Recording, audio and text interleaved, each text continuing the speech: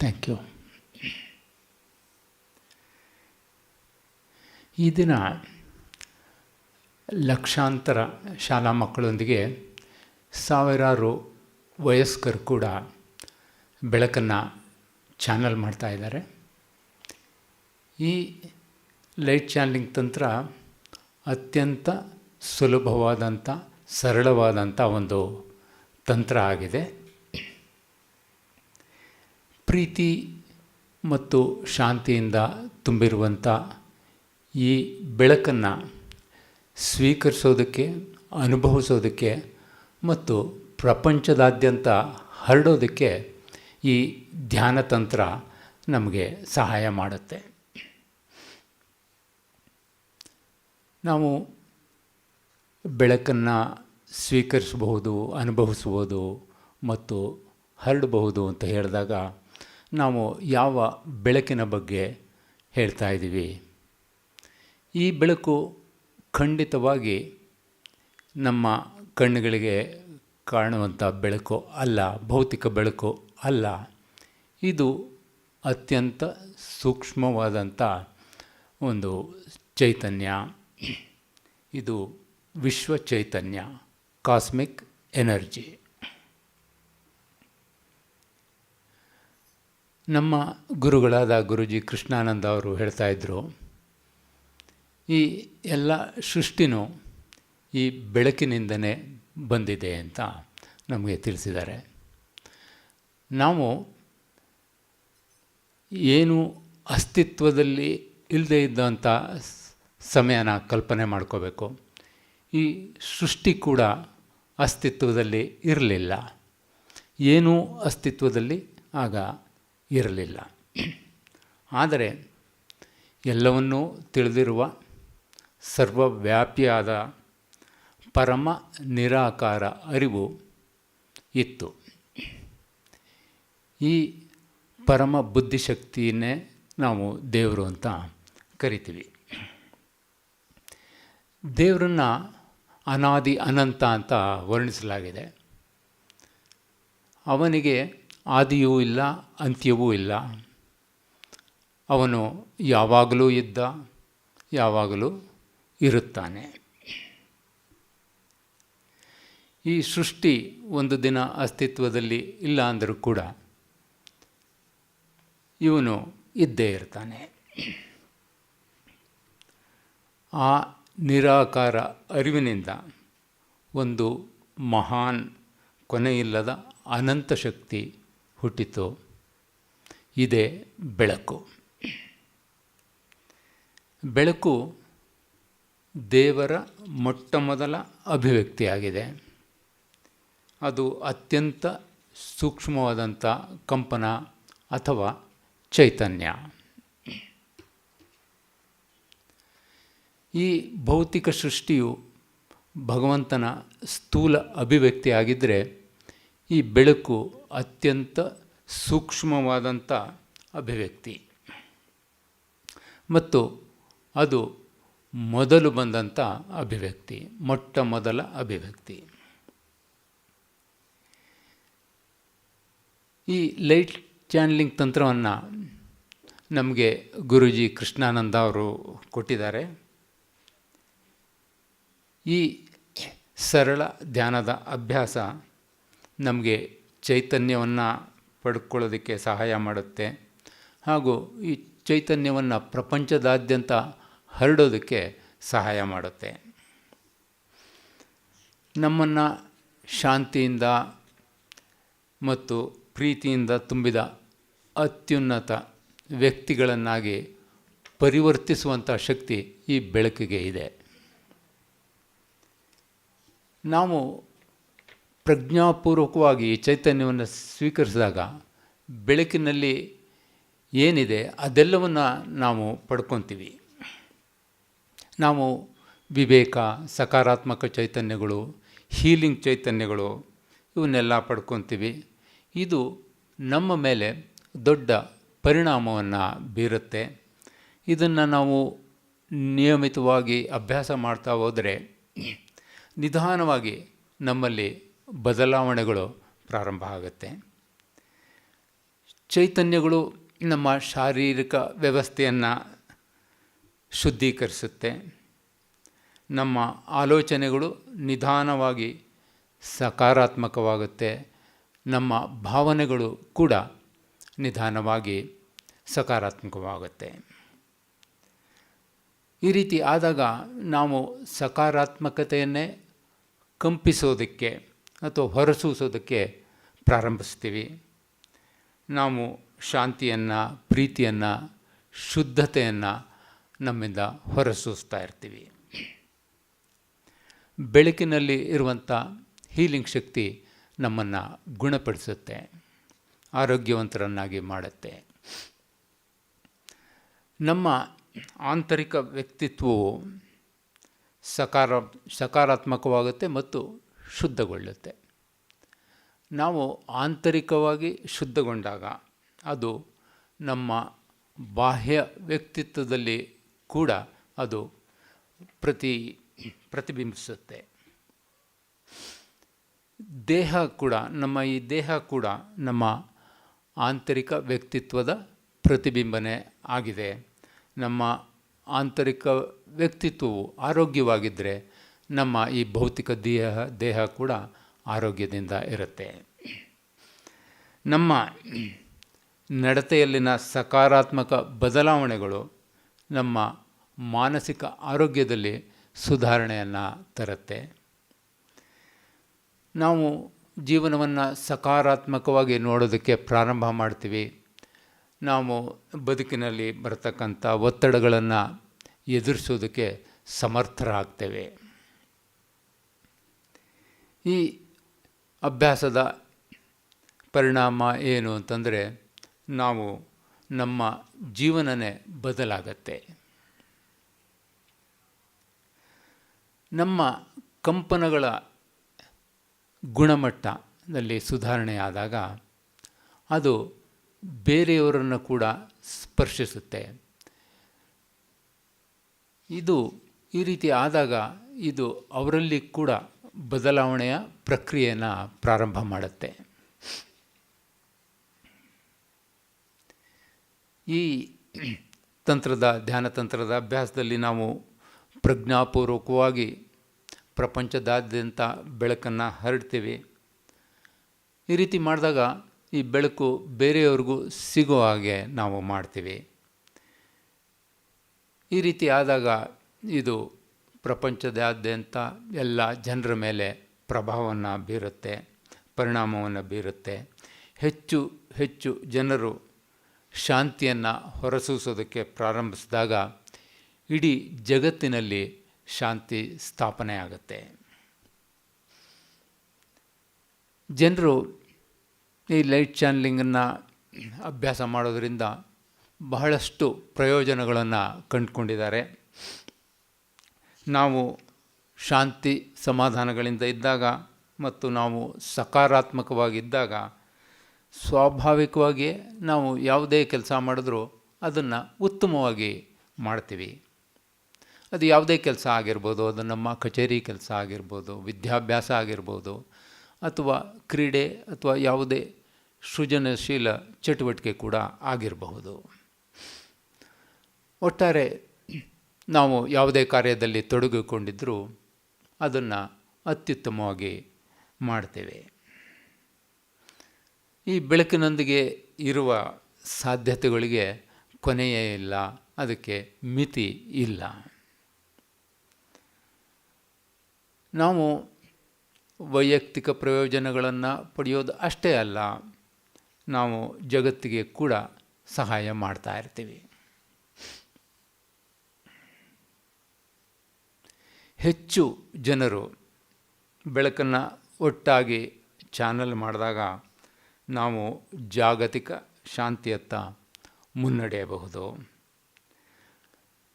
ವಿಶ್ವ ಚಾನಲ್ಗಳ ದಿನನ ಆಚರಿಸೋ ಹಿಂದೆ ಇರುವಂಥ ಉದ್ದೇಶ ಇದೇ ಆಗಿದೆ. ಹೆಚ್ಚು ಜನ ಸೇರಿ ಬೆಳಕನ್ನು ಚಾನಲ್ ಮಾಡೋದು.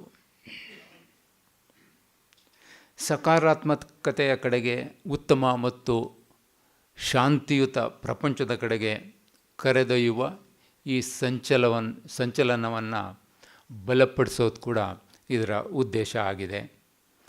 ಅಂತಿಮವಾಗಿ ಇದು ಹೊಸ ಯುಗದ ಕಡೆಗೆ ನಮ್ಮನ್ನು ಕರೆದೊಯ್ಯುತ್ತೆ. ಈ ಬೆಳಕಿನ ಯುಗ, ಹೊಸ ಯುಗ ಅಥವಾ ಚಿನ್ನದ ಯುಗ, ಇದನ್ನು ಸ್ಥಾಪಿಸಬೇಕು ಅನ್ನೋದು ಸಹಜವಾಗಿಯೇ ಇದು ಸಣ್ಣ ಕನಸಲ್ಲ, ಇದು ದೊಡ್ಡ ಕನಸು. ಪರಿಪೂರ್ಣತೆಯಿಂದ ತುಂಬಿದಂಥ ಒಂದು ಪ್ರಪಂಚದ ಕನಸು ಕಾಣೋದು ಈಗ ಸಾಧ್ಯವಿಲ್ವೇನೋ ಅಂತ ಅನ್ನಿಸುತ್ತೆ. ಆದರೂ ಕೂಡ ನಮ್ಮ ಮಾಸ್ಟರ್ಗಳು ಹೇಳ್ತಾರೆ ಇದು ಖಚಿತವಾಗಿ ನಡೆಯುವಂಥದ್ದು, ಆಗಲೇ ಪೂರ ನಿರ್ಧಾರವಾಗಿದೆ, ನಾವು ಆ ಕಡೆಗೆ ಈಗಾಗಲೇ ಸಾಗುತ್ತಾ ಇದ್ದೀವಿ ಅಂತ. ಆದ್ದರಿಂದ ಅದು ಖಂಡಿತವಾಗಿ ಸಂಭವಿಸುತ್ತೆ. ಅದರ ಜೊತೆಗೆ ನಮ್ಮ ಮಾಸ್ಟರ್ಗಳು ಹೇಳೋದು ಏನು ಅಂದರೆ ಅದರಲ್ಲಿ ನಾವು ಕೂಡ ಭಾಗವಹಿಸಬೇಕು, ಅದಕ್ಕಾಗಿ ನಾವು ಕೆಲಸ ಮಾಡಬೇಕು. ಈ ಮಹಾನ್ ಬದಲಾವಣೆಯಲ್ಲಿ ಭಾಗ ಆಗೋದಕ್ಕೆ ನಮಗೆ ಒಂದು ಅವಕಾಶ ಸಿಕ್ಕಿದೆ.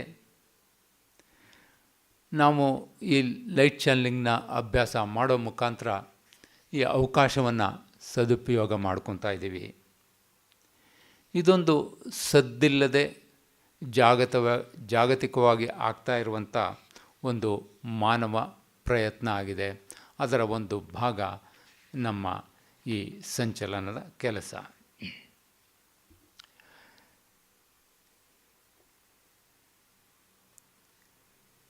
ಈ ಹಿನ್ನೆಲೆಯೊಂದಿಗೆ ಇದರಿಂದ ಅಥವಾ ಈ ಸೆಷನ್ನ ಅತಿ ಮುಖ್ಯವಾದ ಭಾಗವಾದಂಥ ಲೈಟ್ ಚಾನೆಲಿಂಗ್ ಅಭ್ಯಾಸವನ್ನು ನಾವು ಮಾಡೋಣ. ಈಗ ನಾನು ಅದಕ್ಕೆ ಮಾರ್ಗದರ್ಶನ ನೀಡ್ತೇನೆ. ನಾವು ನಮ್ಮ ಕಣ್ಣುಗಳನ್ನು ಮುಚ್ಚಿ ವಿಶ್ರಮಿಸೋಣ.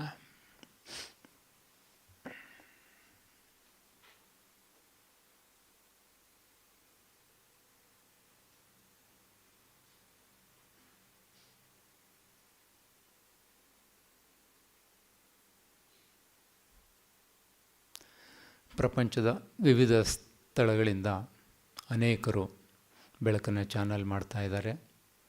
ಭಾರತದಲ್ಲಿ ಲಕ್ಷಾಂತರ ಶಾಲಾ ಮಕ್ಕಳು ಕೂಡ ಈಗ ಚಾನಲ್ ಮಾಡ್ತಾ ಇದ್ದಾರೆ ಅನ್ನೋ ಅರಿವಿನಲ್ಲಿ ನಾವು ಇರೋಣ.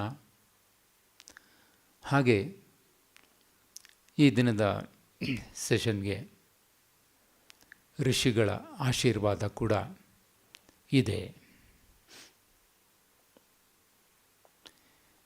ಈ ಅರಿವಿನೊಂದಿಗೆ ನಾವು ನಮ್ಮ ಮೇಲೆ ಒಂದು ಬೆಳಕಿನ ಸಾಗರ ಇದೆ ಅಂತ ಕಲ್ಪಿಸಿಕೊಳ್ಳೋಣ.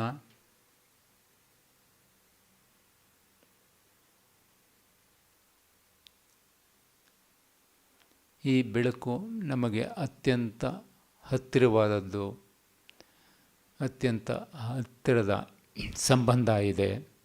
ನಾವು ಈ ಬೆಳಕಿನಿಂದಲೇ ಬಂದಿರುವಂಥದ್ದು.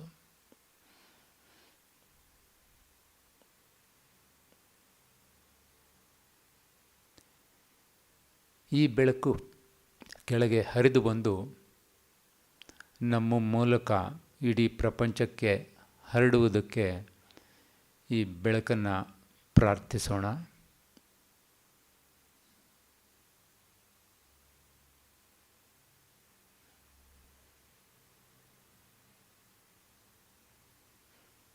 ಈಗ ಆ ಬೆಳಕಿನ ಸಾಗರದಿಂದ ದೊಡ್ಡ ಬೆಳಕಿನ ಕಿರಣ ಕೆಳಗೆ ಬರ್ತಾ ಇದೆ. ಅದು ನಮ್ಮನ್ನು ಪ್ರವೇಶಿಸ್ತಾ ಇದೆ ಅಂತ ಕಲ್ಪನೆ ಮಾಡಿಕೊಳ್ಳೋಣ.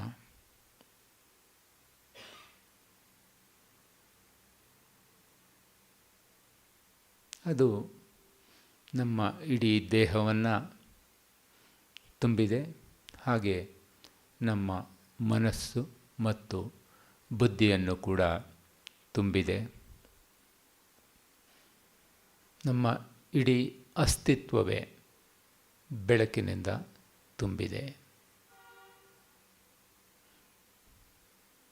ಈ ಬೆಳಕನ್ನು ಸ್ವಲ್ಪ ಸಮಯ 1-2 ನಿಮಿಷ ಅನುಭವಿಸೋಣ.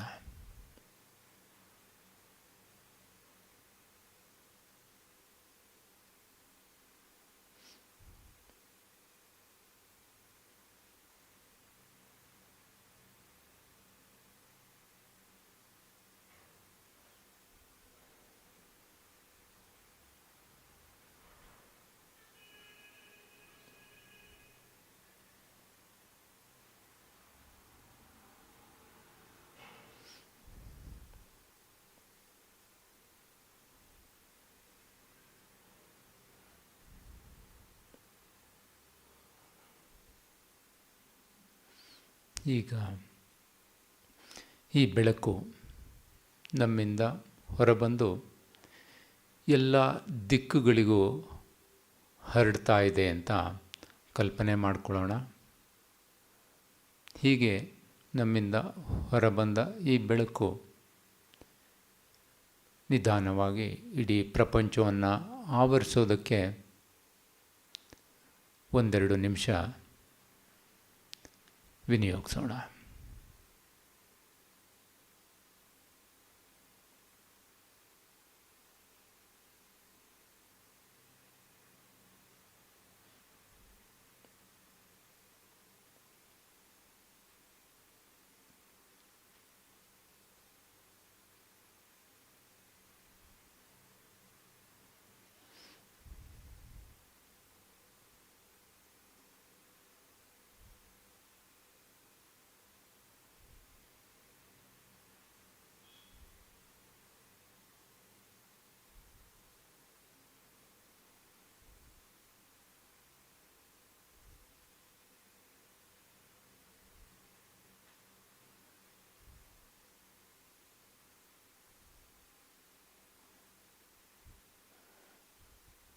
ಈ ಬೆಳಕು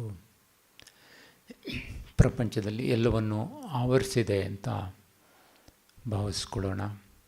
ಎಲ್ಲ ಜನರು, ಪಶು ಪಕ್ಷಿಗಳು, ಗಿಡ ಮರಗಳು,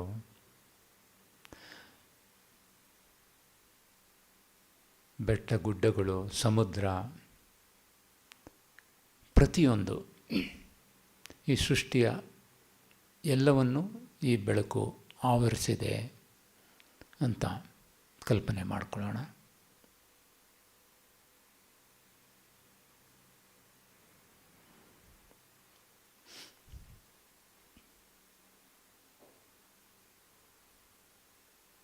ಈಗ ಮೇಲಿನಿಂದ, ಬೆಳಕಿನ ಸಾಗರದಿಂದ ಬೆಳಕು ನಮ್ಮನ್ನು ಪ್ರವೇಶಿಸ್ತಾ ಇದೆ ಮತ್ತು ನಮ್ಮಿಂದ ಆ ಬೆಳಕು ಇಡೀ ಪ್ರಪಂಚವನ್ನು ತುಂಬುತ್ತಾ ಇದೆ ಅನ್ನೋ ಅರಿವಿನೊಂದಿಗೆ ನಾವು ಮೌನದಲ್ಲಿ ಕುಳಿತುಕೊಳ್ಳೋಣ. ಹೀಗೆ ನಾವು ಮಾಡಿದಾಗ ಈ ಬೆಳಕಿನ ಅನುಭವ ಕೂಡ ನಮಗೆ ಆಗುತ್ತೆ. ಅದರಲ್ಲಿರೋ ಶಾಂತಿ, ಪ್ರೀತಿಯನ್ನು ನಾವು ಅನುಭವಿಸ್ತೀವಿ. ಇದನ್ನು 12:30 ತನಕ ಅಭ್ಯಾಸ ಮಾಡೋಣ.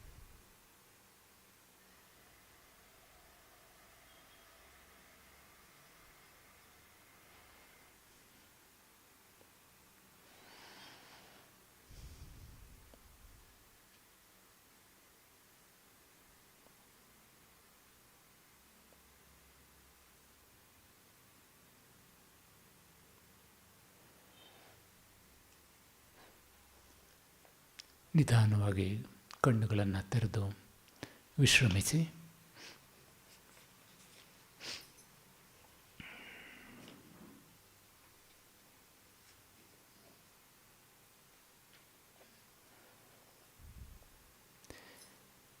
ಈ ಸುಂದರವಾದ ಸೆಷನ್ನಲ್ಲಿ ಭಾಗವಹಿಸಿ ನಮ್ಮ ಒಳಿತಿಗಾಗಿ ಮತ್ತು ಸಮಸ್ತ ಜನರ ಒಳಿತಿಗಾಗಿ ಪ್ರಪಂಚದಾದ್ಯಂತ ಬೆಳಕನ್ನು ಚಾನಲ್ ಮಾಡಿದ್ದಕ್ಕಾಗಿ ಮಾನಸ ಫೌಂಡೇಶನ್ ಪರವಾಗಿ ನಿಮ್ಮ ಎಲ್ಲರಿಗೂ ಅಭಿನಂದನೆಗಳನ್ನು ತಿಳಿಸ್ತೀವಿ. ಈ ದಿನ ನಾವು 4 ಸೆಷನ್ಗಳನ್ನ ಹಮ್ಮಿಕೊಂಡಿದ್ವಿ. ಇದು 2ನೇ ಸೆಷನ್ನು. ನಂತರ ಇನ್ನು 2 ಸೆಷನ್ಗಳು ಇದೆ. ರಾತ್ರಿ 8ಕ್ಕೆ ಹಿಂದಿಯಲ್ಲಿ ಮತ್ತು ರಾತ್ರಿ 9ಕ್ಕೆ ಇಂಗ್ಲೀಷ್ನಲ್ಲಿ ಸೆಷನ್ ಇದೆ. ಅದರಲ್ಲಿ ಕೂಡ ತಾವುಗಳು ಭಾಗವಹಿಸಬೇಕಾಗಿ ಕೋರ್ತೀವಿ.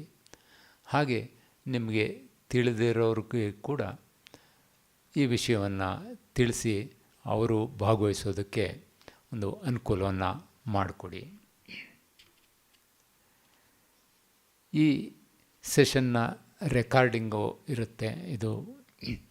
ಇದನ್ನು ನಾವು ಯಾವಾಗ ಬೇಕಾದ್ರೂ ಯಾರು ಬೇಕಾದ್ರೂ ಇದನ್ನು ಅಭ್ಯಾಸ ಮಾಡಬಹುದು.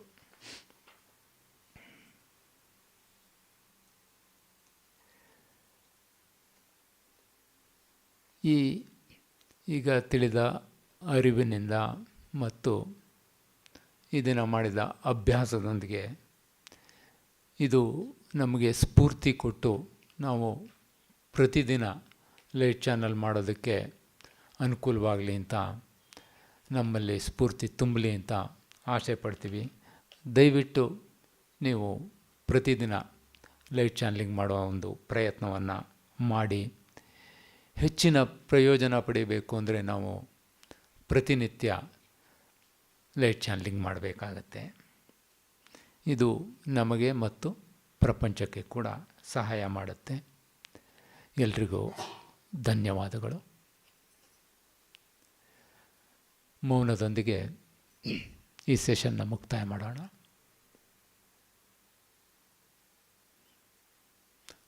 ಮೌನದಲ್ಲಿ ಬೆಳಕಿಗೆ ಮತ್ತು ಬೆಳಕಿನ ಮಾಸ್ಟರ್ಗಳಿಗೆ ನಮ್ಮ ಕೃತಜ್ಞತೆಯನ್ನು ಅರ್ಪಿಸೋಣ.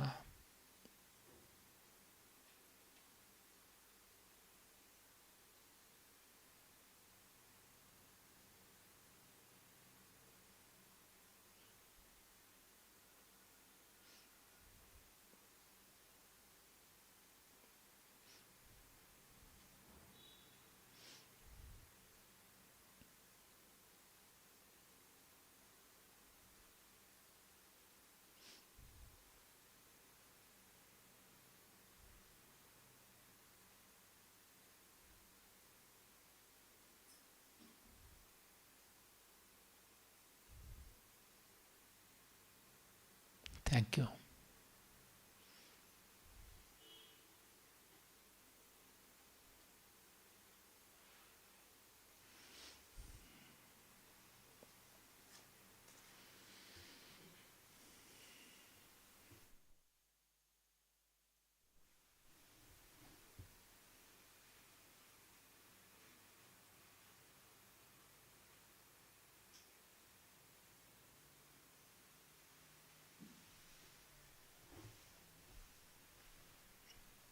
ದಯವಿಟ್ಟು ಎಲ್ಲರೂ ಪ್ರಸಾದವನ್ನು ಸ್ವೀಕರಿಸಬೇಕು ಅಂತ ಕೋರ್ಕೊತೀವಿ.